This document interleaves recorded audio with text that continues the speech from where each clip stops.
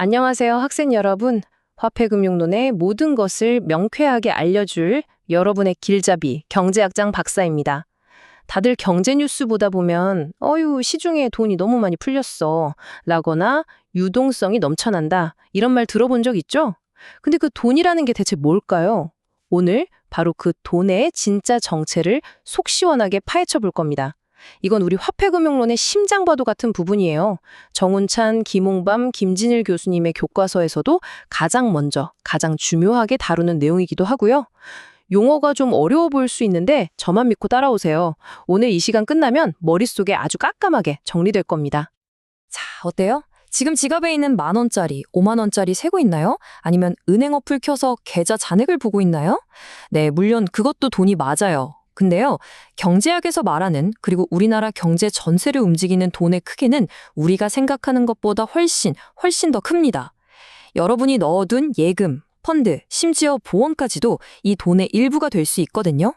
오늘 수업이 끝나면 대한민국 경제를 움직이는 진짜 돈의 스케일이 어느 정도인지 확실하게 감이 올 거예요. 우리 화폐금융론에서 이 돈, 즉 통화를 어떻게 정의하고 또 어떻게 측정하는지가 정말 중요합니다. 왜냐고요? 중앙은행, 그러니까 한국은행이 하는 모든 정책의 출발점이 바로 여기서 시작하기 때문이에요. 이 돈의 범위를 어디까지로 보느냐에 따라서 경제를 진단하고 내리는 처방이 완전히 달라질 수 있거든요. 자, 그럼 그 가장 중요한 첫 단추, 우리 다 같이 한번 꿰어볼까요? 자, 그럼 가장 기본부터 시작합시다. 가장 좁은 의미의 돈, 경제학에서는 이걸 M1, 협의통화라고 불러요. 이름 그대로 좁은 의미의 통화라는 뜻인데 그냥 우리가 돈 하면 바로 머릿속에 딱 떠오르는 가장 직관적인 개념이라고 생각하면 돼요. M1을 설명하는 핵심 키워드는 딱 하나예요. 바로 즉시성. 지금 당장 편의점에 가서 과자를 살 때 쓸 수 있는 돈, 그게 바로 M1입니다. 지갑에서 현금을 꺼내거나 체크카드를 긁어서 바로 결제할 수 있는 돈들이죠. 그러니까 현금으로 바꾸는데 1초의 망설임도 없는 유동성 100%짜리 자산들만 모아둔 거예요. 화폐의 여러 기능 중에서도 교환의 매개 역할에 가장 충실한 진짜 결제용 돈이라고 생각하면 아주 쉽습니다. 자, 이 그림 한번 크게 볼까요? M1이 어떻게 만들어지는지 아주 간단하게 보여주고 있죠. 여기 보면 시중에 돌아다니는 지폐와 동전, 이걸 우리가 현금통화라고 부르는데 이게 M1 박스로 쏙 들어가고요.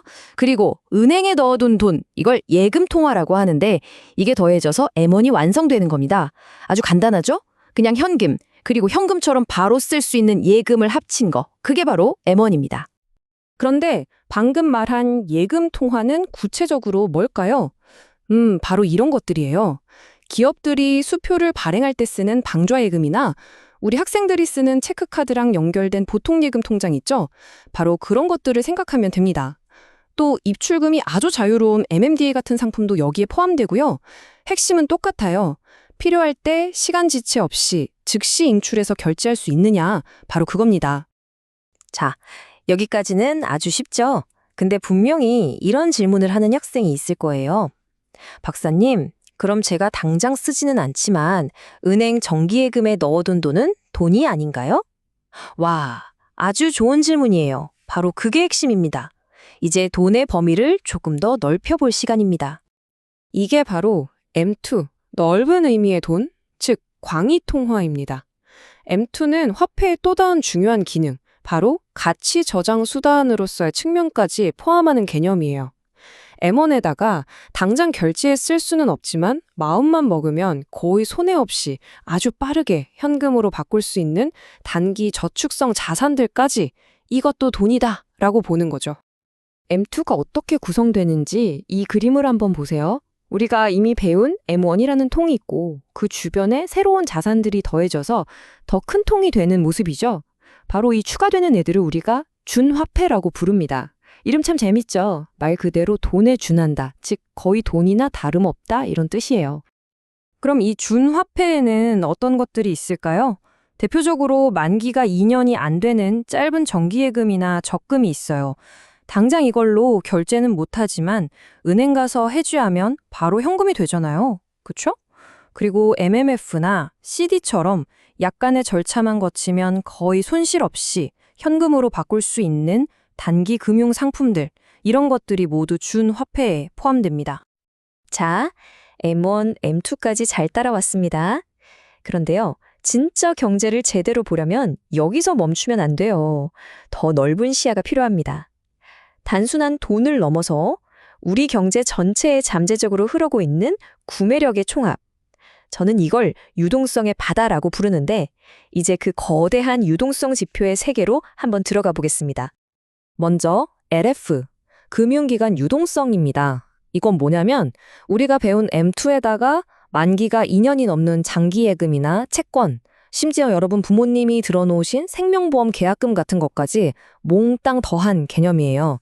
당장 현금화하긴 좀 어렵지만 결국 언젠가는 돈으로 풀릴 수 있는 것들이죠. 금융기관이 공급하는 거의 모든 유동성을 합친 거라고 보면 됩니다. 자, 드디어 최종 단계, 끝판왕이 나왔습니다. 바로 L, 광의 유동성입니다. 이건 이제 금융기관의 범위를 넘어서요. 정부가 발행한 국채나 삼성전자 같은 대기업이 발행한 회사채처럼 말 그대로 대한민국 경제 전체에 존재하는 모든 유동성을 다 포함하는 개념입니다. 그야말로 우리나라에 존재하는 현금화 가능한 모든 자산의 총합이라고 할 수 있겠죠. M1, M2, L. 박사님 너무 개념이 많아서 좀 헷갈려요. 그쵸? 괜찮아요. 괜찮습니다. 이제 이 모든 개념들이 어떻게 서로 연결되는지 그림으로 딱 보면 여러분 머릿속에 완벽하게 정리가 될 거예요. 자, 이 그림 좀 보세요. 한눈에 이해가 되죠? 꼭 양파 껍질처럼 생겼잖아요. 가장 안쪽 핵심에 M1이 있고요. 그 바깥을 M2가 이렇게 감싸고 있습니다. 이게 무슨 뜻이겠어요? M1은 M2를 포함하는 더 넓은 개념이라는 거죠. 그리고 그 다음 층이 LFP, 가장 바깥쪽에 경제 전체 유동성인 L이 떡하니 자리 잡고 있습니다. M1부터 L까지 점점 더 넓은 범위의 유동성을 포함하는 이 구조, 이제 명확하게 보이죠? 이 막대 그래프를 보면 그 규모가 더 확실하게 와닿을 거예요. 우리가 지갑 속 현금처럼 바로 쓸 수 있는 돈 M1은요. 전체 유동성의 21.8%밖에 안 돼요. 그리고 단기저축까지 포함한 M2가 되어야 겨우 절반을 조금 넘는 57.2%가 됩니다. 놀랍죠? 이처럼 우리가 평소에 돈이라고 생각하는 것보다 훨씬 거대한 유동성이라는 힘이 우리 경제를 움직이고 있는 겁니다. 자, 이제 여러분은 통화와 유동성의 개념을 완벽하게 이해했습니다. 그런데 여기서 가장 중요한 질문이 남았죠. 좋아요, 박사님. 알겠는데, 그래서 이 복잡한 지표들을 우리가 왜 알아야 하고요? 한국은행은 도대체 왜 이걸 매달 발표하면서 신경 쓰는 건가요? 바로 그겁니다. 이게 왜 중요한지 알아야 진짜 공부죠. 예전에는요. 한국은행이 올해 M2 증가율은 딱 15%로 맞추겠다. 이런 식으로 통화량 자체를 정책 목표로 삼았어요. 이걸 통화량 목표제라고 해요. 하지만 지금은 달라요. 이제 이 지표들은 직접적인 목표가 아니라 경제의 건강 상태를 보여주는 일종의 계기판 역할을 합니다. 중앙은행은 이 계기판의 숫자들을 보면서 경제가 너무 과열되고 있구나, 금리를 좀 올려야겠다. 또는 경제가 너무 차갑네, 금리를 내려야겠다 하고 결정하는 중요한 참고 자료로 쓰는 거죠. 그런데 여기에는 아주 중요한 딜레마가 하나 숨어 있어요. L처럼 범위가 넓은 지표일수록 실제 경제 상황을 더 잘 설명하겠죠? 이걸 경제 관련성이 높다고 해요. 하지만 범위가 넓은 만큼 중앙은행이 마음대로 조절하기는 굉장히 어렵습니다. 반대로 M1은 중앙은행이 통제하기는 비교적 쉽지만 이것만 보고 경제 전체를 판단하기는 어렵죠. 바로 이 관련성과 통제 가능성 사이의 상충관계 때문에 중앙은행은 어느 한 지표만 보는 게 아니라 여러 지표를 종합적으로 살펴보는 겁니다. 자, 오늘 정말 긴 시간 동안 중요한 개념들을 배우느라 고생 많았습니다. 마지막으로 오늘 배운 내용의 핵심을 딱 한 문장으로 정리하고요. 미래의 경제학자가 될 여러분에게 생각할 거리를 하나 던져주면서 오늘 수업 마무리하겠습니다. 오늘 수업의 가장 중요한 결론입니다. 다 같이 한번 읽어볼까요? 돈은 단일한 실체가 아니라 유동성의 스펙트럼이다. 맞습니다. 이것은 돈이고 저것은 돈이 아니다. 라고 칼로 무자르듯 나눌 수 있는 게 아니에요. 현금처럼 유동성이 가장 높은 자산부터 채권처럼 유동성이 낮은 자산까지 하나의 거대한 유동성의 스펙트럼으로 이해하는 것, 이게 바로 오늘 수업의 핵심입니다. 마지막으로 이 질문을 여러분에게 남깁니다. 요즘 정말 핫하죠? 비트코인 같은 암호화폐, 그리고 우리가 매일 쓰는 카카오페이나 네이버페이 같은 간편 결제 시스템, 이런 새로운 금융 혁신들이 계속 나타나고 있어요. 과연 이런 새로운 기술들은 우리가 오늘 배운 M1, M2, L 같은 전통적인 지표들을 어떻게 바꾸게 될까요? 이것을 고민하는 것이 바로 살아있는 경기학 공부입니다. 자, 오늘 수업은 여기까지 하겠습니다. 모두 수고 많았습니다.